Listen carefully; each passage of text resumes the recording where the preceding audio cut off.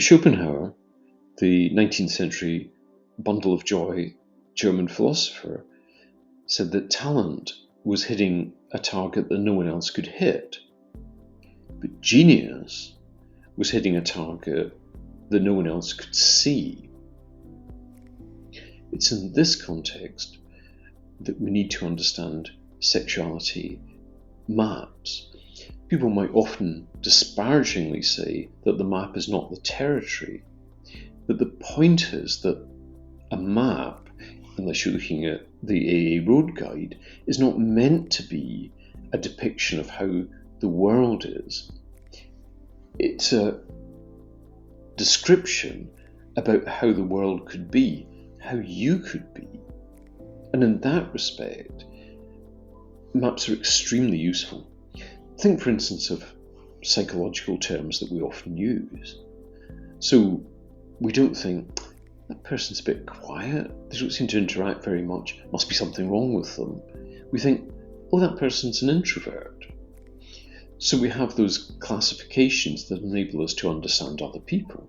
Likewise, with Myers-Briggs' 16 personality types, we don't think there's really like 16 different types of people, but it's just a very helpful way of understanding behaviour which is different from ours, communication which is different from ours.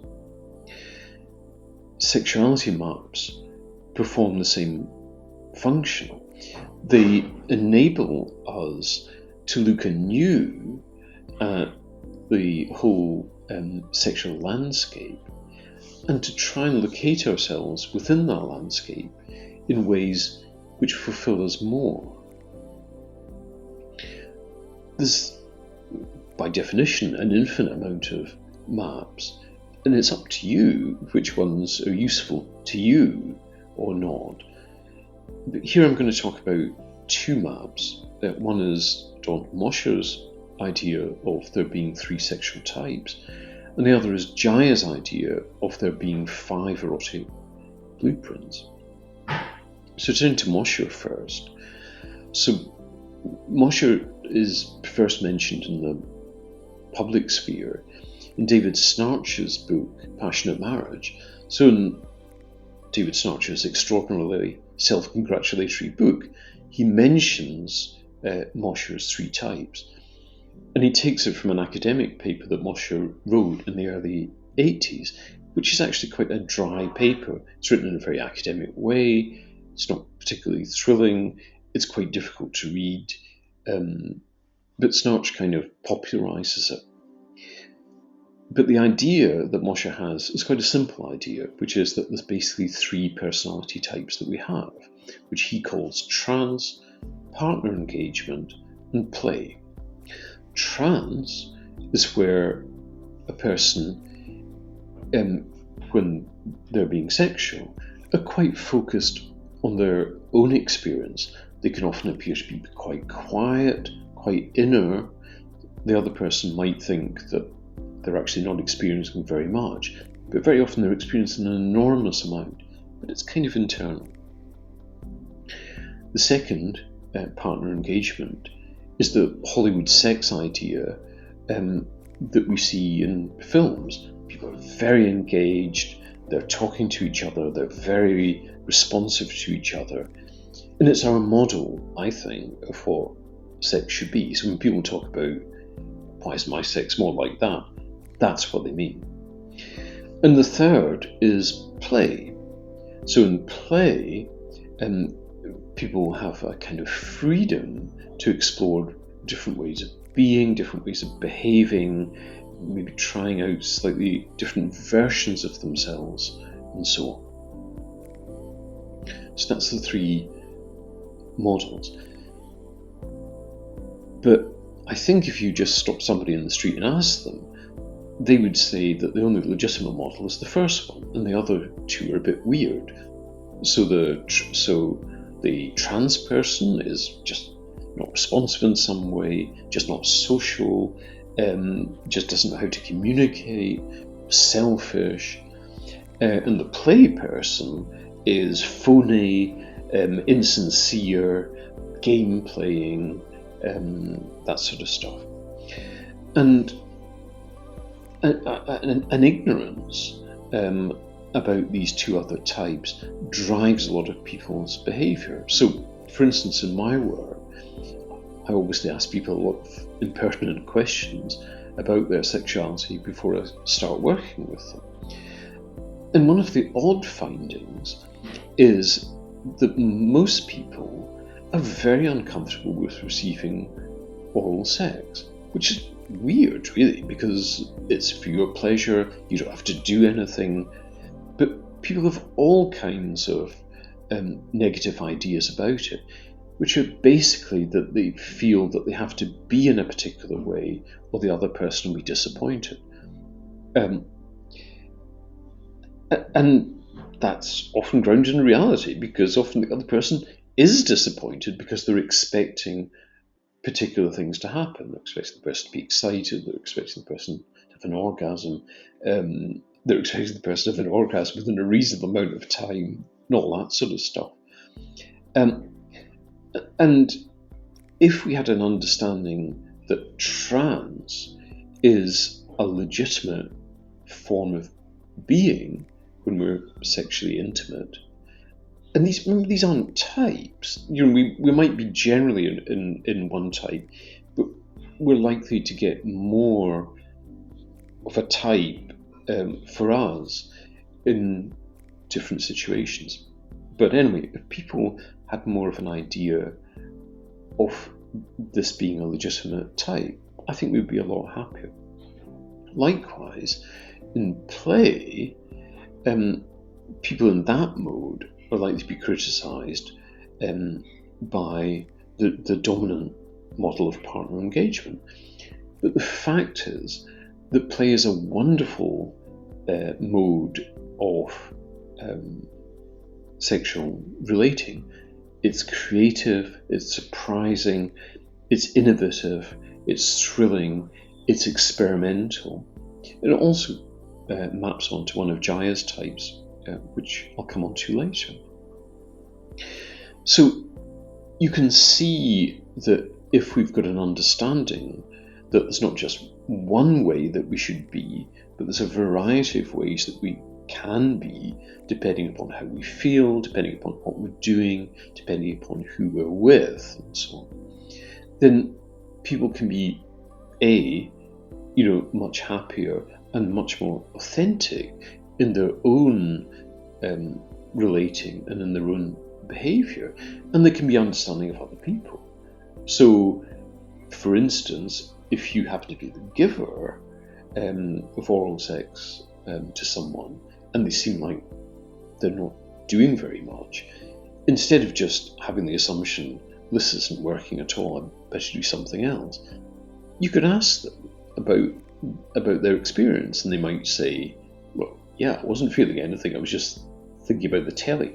But what they're more likely to say is, no, I was feeling lots, but it was internal to me.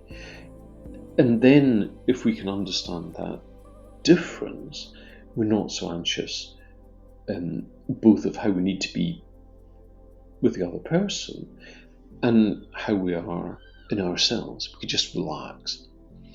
So just that understanding of these three different types kind of helps get us out of quite a prescriptive model about how we should be.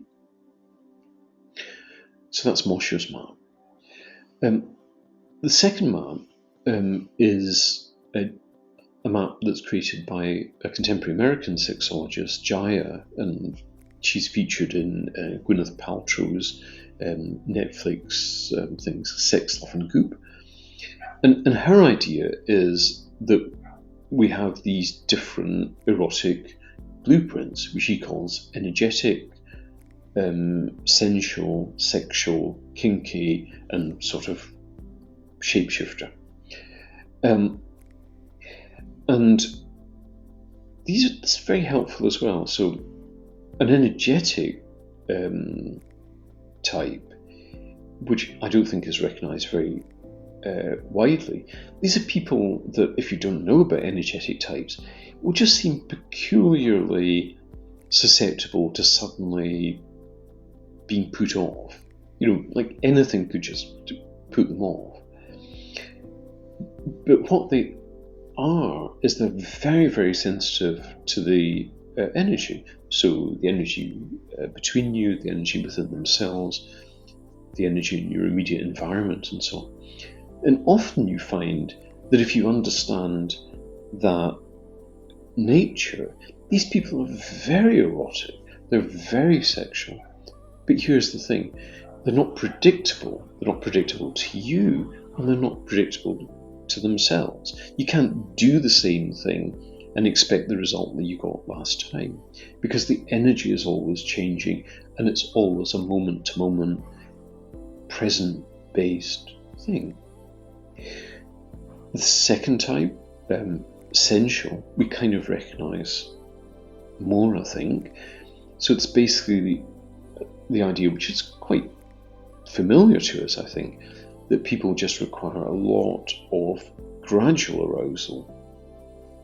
And as a consequence of that, they gradually get more eroticized, get more sexual, and then you can get down to, the real business of sexual interaction. So the conventional narrative would go. But again, they're not quite as much as the energetic type. People in the sensual category can be kind of put off a bit if things are just too fast, or if there's something inappropriate or something like that. Sexual people. So this blueprint, again, I think it's probably maps onto Mosher's partner engagement. So it's basically just people that just want to get on with being sexual. They tend not to be that much bothered with preliminaries. They can often be quite repetitive, and they're just kind of very focused on that. Fourth type, kink, which I suspect might be one of my personalities, is to do with surprise, basically, newness.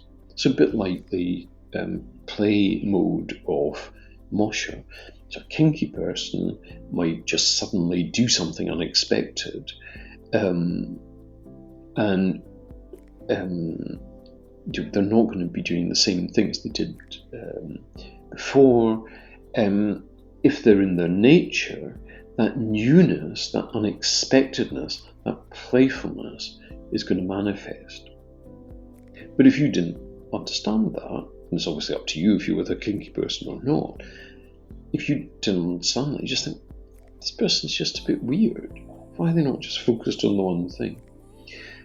So there's those four types, and then Jaiya's fifth type is the person that can move easily between the preceding four types, which is obviously a kind of ideal that we would all have, but an ideal which is made easier if we understand that there are four types. So this is just a very brief introduction to these two systems, but I hope there's some food for thought that they give you, and there's a way in which you can see how you might be able to accommodate yourself within these systems and people that you know, and you can see the possibilities of being different, of being freer perhaps, more creative, and more yourself if you engage with them. So I hope that's been useful.